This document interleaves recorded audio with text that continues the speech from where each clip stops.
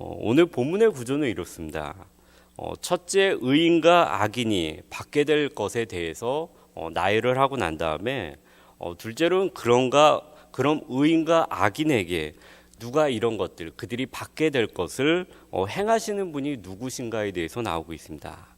그리고 세 번째로는 우리가 문학 표현 기법 중에서 어떤 비유의 방법을 사용할 때도 있습니다. 이 비유의 방법을 오늘 본문 가운데 사용해서 이 지혜가 우리의 마음 가운데, 머리 가운데 잘 남을 수 있도록 설명하고, 네 번째로는 악인과 의인이 어떻게 재물을 사용하는가에 대해서 보여줍니다. 그리고 마지막으로 우리에게 당연한 질문 한 가지를 던지면서 오늘 잠언은 마무리 짓게 됩니다. 오늘 본문의 앞부분을 계속해서 읽다 보면은 이게 너무나 대조적이다 싶을 정도로 의인과 악인을 계속해서 한 절 한 절 계속해서 비교합니다. 이런 비교를 통해서 이 잠언을 읽는 우리들에게 의인과 악인이 이렇게 대조적이다라는 것을 보여주면서 우리의 마음속에 이것이 잘 남도록 기억할 수 있도록 도와줍니다. 먼저 17절과 19절을 보도록 하겠습니다. 원래 본문은 이 한 절 가운데 의인과 악인을 비교하고 있습니다. 그렇지만 오늘은 한번 의인을 한번 먼저 쭉 17절부터 19절에 있는 의인의 모습에 대해서 한번 쭉 보고 그 다음에 악인의 모습에 대해서 한번 쭉 보도록 하겠습니다. 먼저 의인입니다. 인자한 자는 자기의 영혼을 이롭게 하고 공의를 뿌린 자의 상은 확실하고 공의를 굳게 지키는 자는 생명에 이르고 인자함, 공의를 행하는 것, 공의를 지키는 것이 의로운 자의 행위라고 먼저 얘기하고 있습니다. 다음으로 악인은 어떤지 한번 보도록 하겠습니다. 악인은 이렇습니다. 잔인한 자는 자기의 몸을 해롭게 하고 악인의 삶은 삭은 허무하고 악을 따르는 자는 사망에 이른다라고 말씀하고 있습니다. 즉 잔인하고 패역하게 자기의 이득을 챙기고 악을 따르는 행위를 악인이 하는 행위라고 말씀하고 있습니다. 이런 의인과 악인의 행동은 이렇게 귀결될 수 있을 것 같습니다. 우리들이 인생을 살아가면서 무엇을 추구하고 실행하는지에 따라 생명과 사망이라는 지극히 대조적인 결과에 이르게 된다는 것입니다. 공의를 굳게 지키는 자는 생명에 이릅니다. 악을 따르는 자는 사망에 이르느니라. 우리가 사실 인생을 살아가다 보면은 너무나 바쁘고 삶이 빡빡하기 때문에 눈앞에 보이는 대로 살아갈 수밖에 없습니다. 사실 그것이 인간의 모습입니다. 그래서 그냥 지나치는 사람들의 이야기나 들려오는 사람들의 이야기만은 우리가 얼핏 듣다 보면은 바쁘고 이렇게 이기적인 삶 가운데서 자기의 것만을 챙기며 그리고 조금 악하게 보일지라도 일단 내 것을 챙겨야지 그래야지 살 수 있다라고 살아가는 사람들의 모습이 더 잘 되는 것 같고 의롭게 살아가려고 노력하는 사람들이 힘들고 이득 없이 사는 것 같이 보일 때가 많이 있습니다.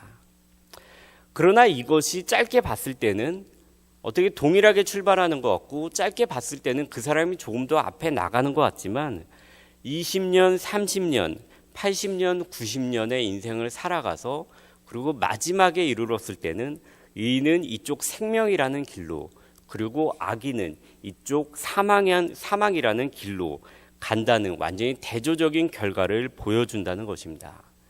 저는 이 구절을 읽으면서 저랑 제 안사람이 마트에서 쇼핑을 할 때가 생각이 났습니다. 저희들이 이렇게 쇼핑을 하다 보면은 이 남자랑 여자랑 이 쇼핑하는 스타일이 많이 다릅니다.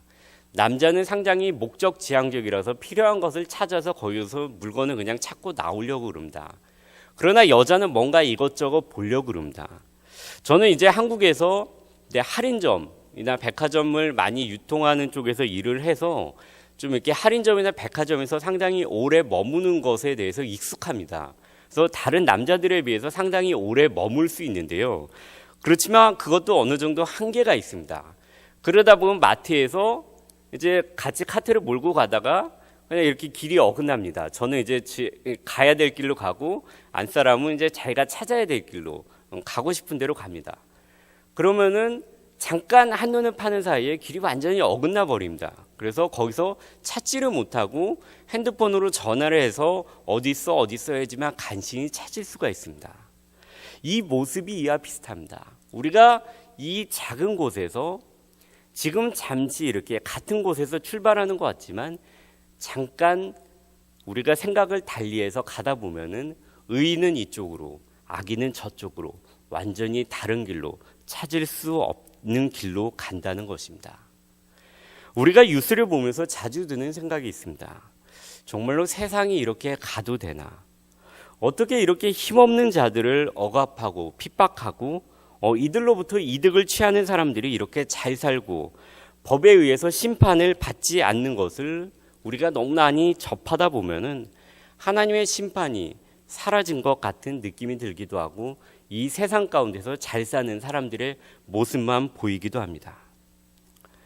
그러나 우리가 같이 달리기를 하는 것 같아도 아니면 저 사람은 내가 달리기를 할 때 자동차를 타고 먼저 앞서서 달려가는 것 같아서 그냥 여기서 보면은 내가 삶에 뒤처지는 것 같이 보일지라도 저 사람은 저 앞에서 자동차에서 먼지를 뿜으며 보이지 않는 곳으로 먼저 가버린 것 같아도 사실은 저 사람은 지금 사망의 길로 가고 있고 의인은 생명의 길로 다름질하고 있다는 것입니다.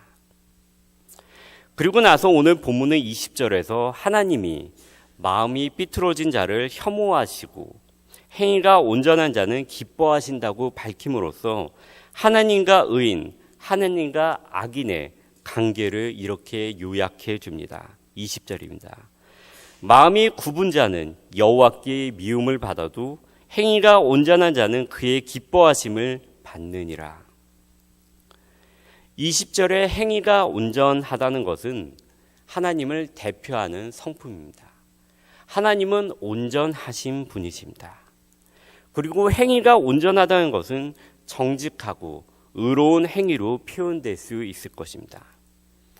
하나님은 이런 행위를 기뻐하신다고 하시면서 우리 역시 이런 하나님의 성품을 닮으시기를 원하십니다. 우리는 하나님의 피조물입니다. 그리고 하나님의 이미지, 하나님의 형상을 가지고 있는 사람들입니다. 그렇기 때문에 우리 역시 이런 정직하고 의로운 의인의 모습을 우리 역시 가지고 있습니다. 그러나 동시에 죄가 세상에 들어온 이후로 오늘 본문에 나오는 악인의 모습과 같은 모습을 우리 역시 동일하게 가지고 있습니다.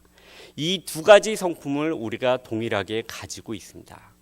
그래서 잠언은 이 두 가지 성품을 동시에 나열하면서 너 역시 이러한 의인의 성품과 악인의 성품을 가지고 있지만 하나님의 말씀을 읽음으로써 하나님의 말씀을 깨달음으로써 이 의인의 삶을 따라갈 것을 우리에게 요구하고 있습니다. 그리고 이어서 24절부터 30절은 재물을 의지하지 않는 삶, 의인과 악인이 재물을 어떻게 의지하는가, 의지하지 않는가에 대해서 말씀하고 있습니다. 먼저 이 부분에 대해서 말씀하면서 오늘 본문은 구제에 대해서, 남을 돕는 것, 구제에 대해서 24절은 이렇게 말씀하고 있습니다. 흩어 구제하여도 더 부하게 되는 일이 있나니 과도히 아껴도 가난하게 될 뿐이니라. 이 구절은 어떻게 보면은 기본 원리를 우리에게 가르쳐주고 있습니다. 구제와 과도히 아끼는 행위가 각각 가난함을 가져오지도 않고 부함을 가져오지도 않는다는 것입니다. 어떻게 보면 산술적으로 맞지 않는 것 같습니다. 내가 가지고 있는 것에서 구제를 하면 마이너스가 되는 것이기 때문에 나가는 것이 되고 나갈 것을 아끼면 플러스가 되는 것이기 때문에 더 쌓여 있는 것이 산술적으로 맞는 이치입니다. 그러나 꼭 이런 결과가 나오지 않는다는 것은 24절은 이야기하고 있습니다. 왜냐하면 그 배후에 하나님의 축복이 있기 때문입니다. 그러나 기본적으로 성경에서 말씀하는 구제의 대상은 정말 자신의 힘으로 정말 자신의 힘으로 얻을 수 없는 자들에 대한 구제를 성경은 주로 이야기하고 있습니다. 정말로 할 수 없는 사람들, 그래서 구제를 받아야만 하는 사람들, 누구나가 봐도 이 사람은 생계를 스스로 책임질 수 없구나, 상식적으로 봐도 누군가 도와주어야만 하는구나라는 사람들을 구제의 대상으로 말씀하고 있습니다. 이런 사람들을 향해서 우리가 도와줄 때 하나님의 축복이 거기에 있다는 것입니다. 저는 25절과 26절을 보면서 두 가지 예가 생각이 났습니다. 하나는 한 1년 전쯤에 유튜브에서 미국 LA 쪽에 있는 지역에서 한 사람이 한 홈리스 사람을 추적한 일이었습니다. 그러면서 홈리스가 정말로 홈리스일까라는 의문을 가지고 동영상 캠코더를 갖고서 그 사람이 이제 일이 끝나는 길거리에서 구제하는 것을 끝날 때까지 기다렸습니다. 그러고서 몰래 쫓아갑니다. 그 사람이 뒤를 흘끗흘끗 보면서 가다가 아무도 쫓아오는 사람이 없자 저쪽으로 갑니다. 그러고 나서 주차장으로 들어갑니다. 그러고 나서 나오는 차가 바로 고급차입니다.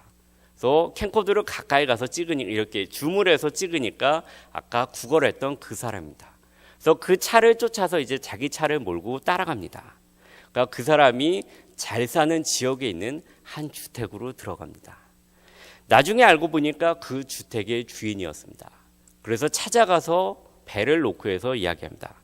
당신이 여태까지 구걸하는 것을 보았습니다. 이렇게 당신이 잘 살고 있는데 왜 계속해서 구걸을 하십니까? 라고 이야기했습니다. 그 사람 너무나도 뻔뻔하게 이것이 그냥 내 직업이고 내가 하는 일이라고 이야기합니다. 그리고 또 한 가지 예는 미국에서 최근에 문제가 되고 있는 암을 가지고 있는 환자를 위한 자선단체들에 대한 문제였습니다. 암 환자 중에는 병원비가 없어서 수술을 못 받고 치료를 못 받는 사람들이 있습니다. 분명히 도움을 받아야 되는 사람들입니다. 그런데 한 단체는, 여러 단체가 부정을 저질렀지만 한 단체는 광고 등을 통해서 모금을 받아 많은 금액을 모금을 받았지만 여기서 단지 1%, 정확하게는 0.98%만 암 환자를 위한 구제에 사용하고 나머지 99%는 직원들을 위해서 사용을 하였습니다. 그 직원들의 자녀가 대학을 가는 데 도움을 주고 여러 가지 직원들이 놀러 가는 데 쓰고 직원들을 위해서 그 단체를 운영하는 데 그 자금을 사용하였습니다. 저는 이런 모습이 25절과 26절의 모습 말씀하고 있는 것과 정확히 반대된다는 생각이 들었습니다. 25절은 구제를 좋아하는 자는 풍족하여질 것이요 남을 윤택하게 하는 자는 자기도 윤택하여 지리라. 남을 윤택하게 하는 자는 자기도 윤택하여 질 것이라고 이야기하고 있습니다.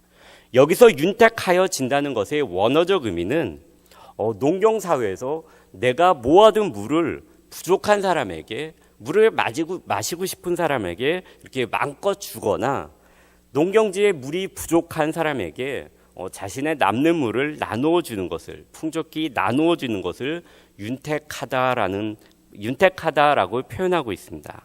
즉 관대하고 호의적으로 이웃을 생각하고 배려하는 마음을 이 본문은 표현하고 있습니다.